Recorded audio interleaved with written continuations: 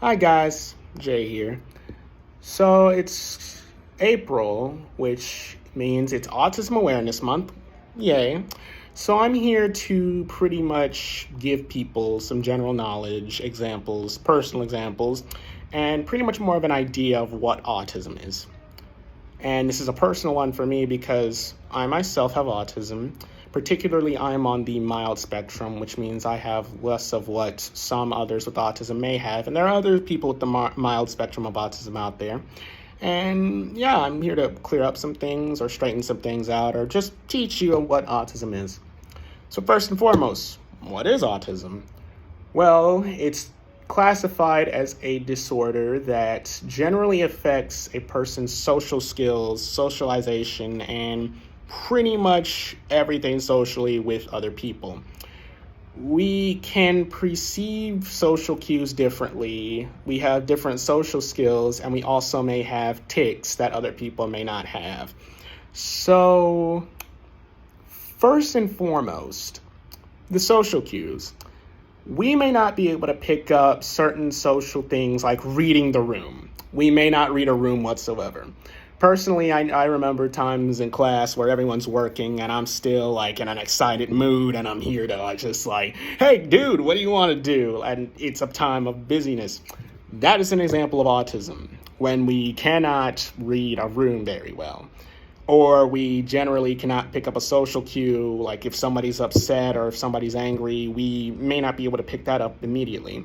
Personally, with me, since I'm on the mild spectrum, I can pick up some stuff more easily than others, but sometimes I cannot. Another thing is when we take stuff literally. Sometimes we will tend to take stuff very literally. I know there are times when I take some stuff personally or literally as well. And some people are like, oh, that person's just being sensitive, or that person is just, he can't take a joke, can he? Like, no, we can. It's just sometimes we take stuff more literally than others. I know that there are times where I can perceive stuff as literally, and sometimes I'll be like, oh, that person's just joking around, or sometimes I will take something literally and get maybe over dramatic seemingly about it, but yeah, that is a symptom of autism when a person probably reacts differently than what you expect and may take it very literal. It's not them being sensitive. It's just them kind of just having a different viewpoint about it, and you just need to explain it to them. Third and third most, I guess, a thing about autism is that we tend to have tics. So some of my friends may know this, but they may see me like rocking back and forth in my chair or tapping my foot now and then, and without any rhythm sometimes whatsoever when I'm excited or when I'm nervous. Yeah, that is a thing about autism, not a symptom. We do have tics where sometimes we'll just snap our fingers at random or just tap our foot whenever we just feel like it, and it's just... Sometimes some people may be annoyed by that, but that's what happens. I'm sorry, but I mean, not to be unapologetic, but it's there. Another thing, the autism spectrum. You may be like, oh, is it like a line? Recent research is actually conducted is not really a line. It is actually a pie graph with different levels of what may be on there. So some of us may have more like fixations on things more than others. Some of us may be more quiet. That's usually for people on the higher spectrums of whatever they have. And in general, we may have more tics than others. Another thing about autism I can give is that we have different fixations on different things. So an example of this is... Some people who know me may know I like Mario, One Piece, animation a lot. And I talk about that a lot more than other people. And some people are like, oh, you're just going to talk about the same thing over and over again. Or, why do you do that? Well, that's because some of us with autism can care about a certain topic, like, let's say, trains, and just care little about other topics. And I know some people who, like, I'm talking to them and I'm just like, yeah, that's good. And then when they mention One Piece or Mario, I'm like, oh, did you know what happened? Like that's an example. That's a prime example of how we may be interested more in one topic than somebody else is with another topic. We have schedules. So to explain this scheduling thing, let's say we have a certain thing we like to do every day, and we get up and we like to do that same scenario over and over again. If that is ruined in any sort of way, like that mental schedule, it can be really upsetting for us. A personal example I can give is whenever like a certain thing I want to do in a day is just interrupted. Like sometimes I won't get too upset, but if it's like, dang, I really wanted to do this thing today, dang it.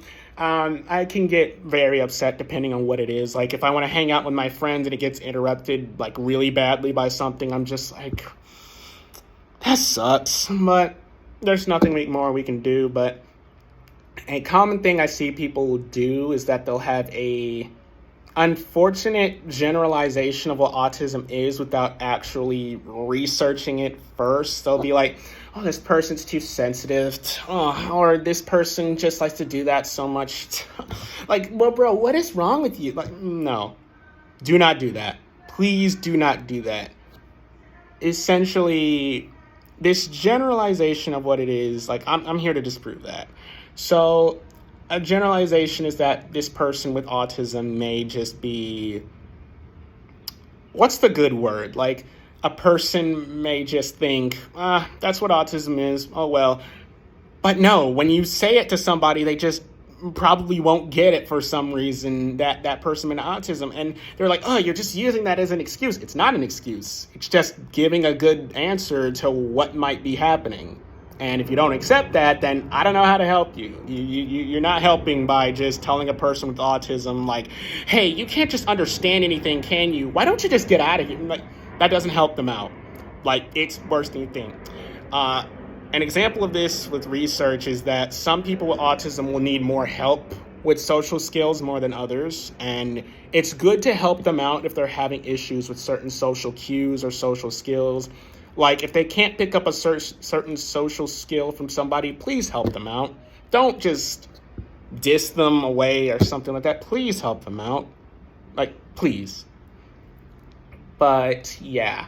Another thing that I've researched is that we generally, like, don't recognize our behavior with other people. Like if we're doing a certain thing, or, like, we generally won't recognize that. And I've had times with my friends where that's happened, but they'll get it, I guess, in a sense. Or sometimes they'll be like, dude, why are you doing that? And then I'm like, oh, sorry, is this bothering you? And then I'll stop. Like there's no need to be upset if a person with autism is like doing a certain behavior, and it's like, unless it's like really strange, like I get it, but it's like, if it's not like big bothering in a sense, do not get overly angry at them. Like, there's no reason to do that. Like, you're not helping by just telling them being themselves is just a bad thing. Like, that's just how they act, or how we act. Like, that's not right. I've had examples where people take my behavior when it comes to autism and just be overly mad. And they say, oh, you use autism as an excuse, or you think you know what it is. And like, I know what it is. I'm just telling you, this is how I act because of that. And I picked up more social skills over time, and my friends will help me out. But I feel like some people don't really understand what it is and actually just think they know instead of actually actually find out what it is. Another thing, our social skills, we really have that different. We just have this certain understanding. Like, let's say I have a certain understanding of like how this person may speak over this person.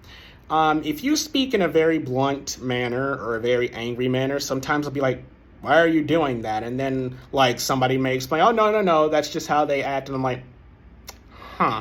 Or if a person tells me a joke, they'll be like, it's a joke. And I'm like, oh, okay, thank you.